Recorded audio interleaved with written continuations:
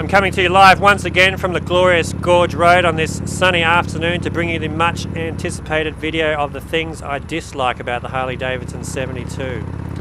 Now, I've been getting a lot of questions on my YouTube channel. A lot of them are the same question, and we'll start off with that, and that is this bike unsafe at high speeds? On the highway, does it develop a wobble at high speeds? Is it unsafe? Do you feel unsafe? Have you crashed? Are you going to crash?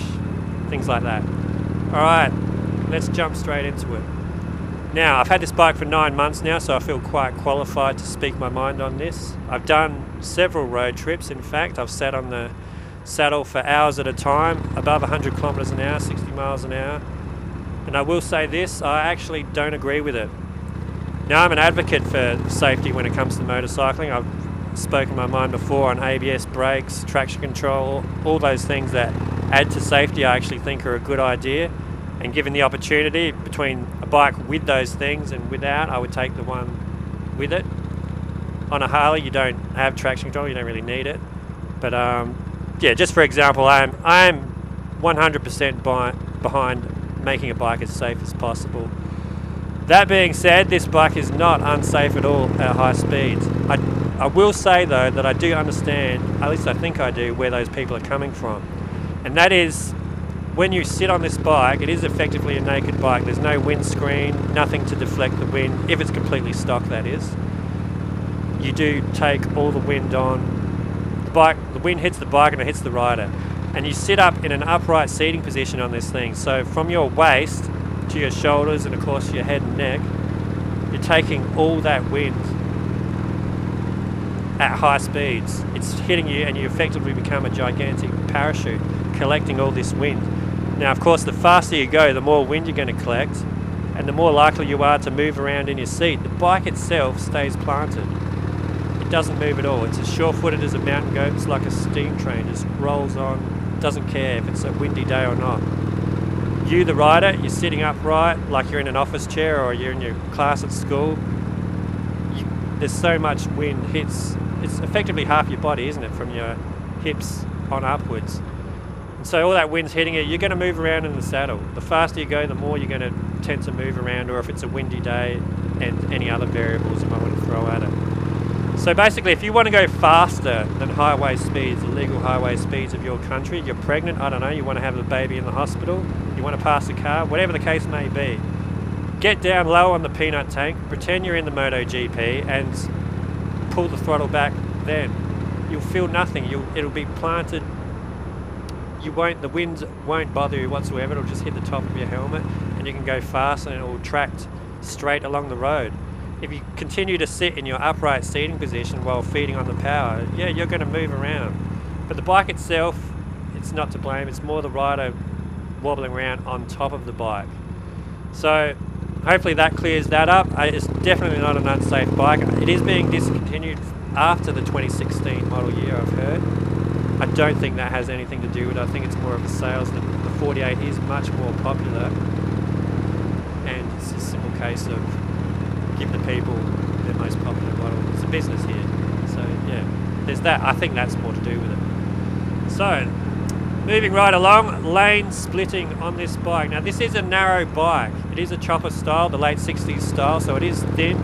This is comparing it to other Harley models. It's quite slim, except for the handlebars. Now from the left grip to the right grip is actually a fair distance apart. That comes into play when you're going to lane split or move to the head of the queue, depending on where you live. Some people live in a country where the roads are quite wide, you'll have no problems whatsoever, you'll wonder why I'm even bringing it up. If you live in a laneway community, most certainly you're going to have moments where you just can't fit in between the cars. So you've got to be aware of that.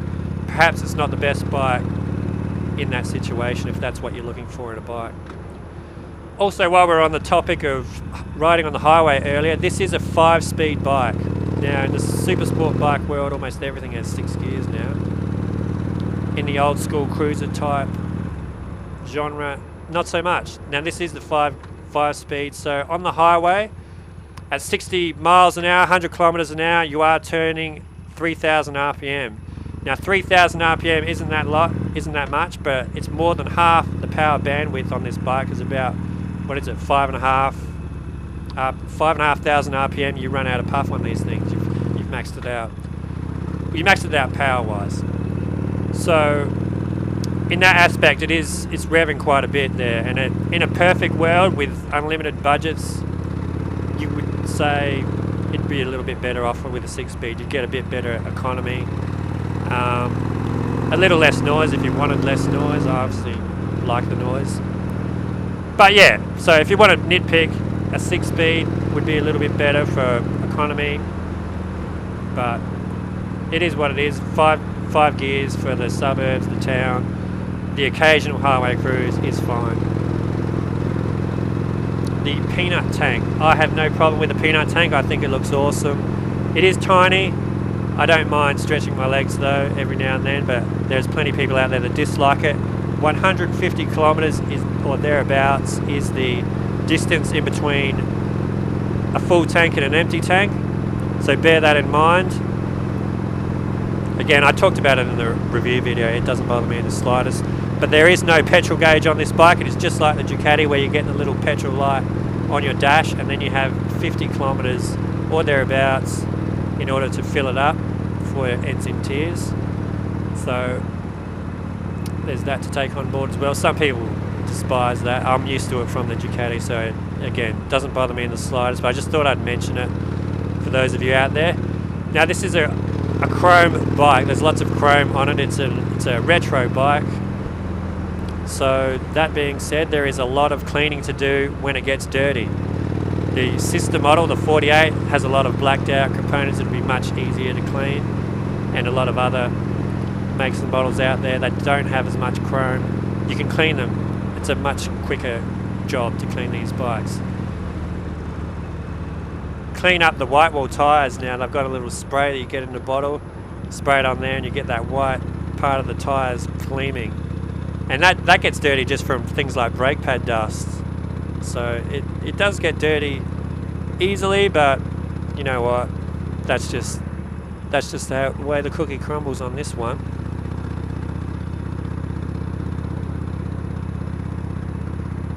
Now, when your bike is clean, you are going to get so much attention on this thing, and it's worthwhile bringing up in this video because not everybody wants attention. There's some people out there that flat out do not like speaking to people. They want to get on their bike, go for a ride, and they don't want to be bothered. They don't want to talk. They dislike people. If you are one of those people, this is not the bike for you, because at every set of traffic lights, anytime you pull up for a stop, at the beach, at the service station, I don't care, you'll get people wanting to talk to you about it, wanting to take photos, ask questions. It's a sociable bike. If you like speaking to people, this is the bike for you, because you'll be speaking about it quite a lot. It's outstanding the amount of attention it gets, because I've come from the Ducati Panigale, and you've all heard me banging on about how good looking that bike is. This actually tops it for attention and people making comments and wanting to talk about it. It's got me by surprise a little bit, but I don't mind it at all. It's just the people sharing the passion for it, and it reminds me that I'm not the only one that thought it was a great looking bike. So there is that to take on board. You will be a center of attention, so to speak, and you will have to speak and converse with people. Now, it is a comfortable and relaxing bike to ride, and because of that, you'll often ride for longer than you planned on riding. You might have only gone to the shop just to get a loaf of bread, a little bit of fuel or something, and you'll keep riding. It's an addictive bike. You just rack up the miles effortlessly and sometimes needlessly, although any ride's a good ride, isn't it? So keep that in mind. It's a lot of fun. It's a great bike. Don't forget to watch my other Harley videos if you're into Harleys, my Ducati videos if you're into Ducatis. Hit the subscribe button, and we'll see you guys next time.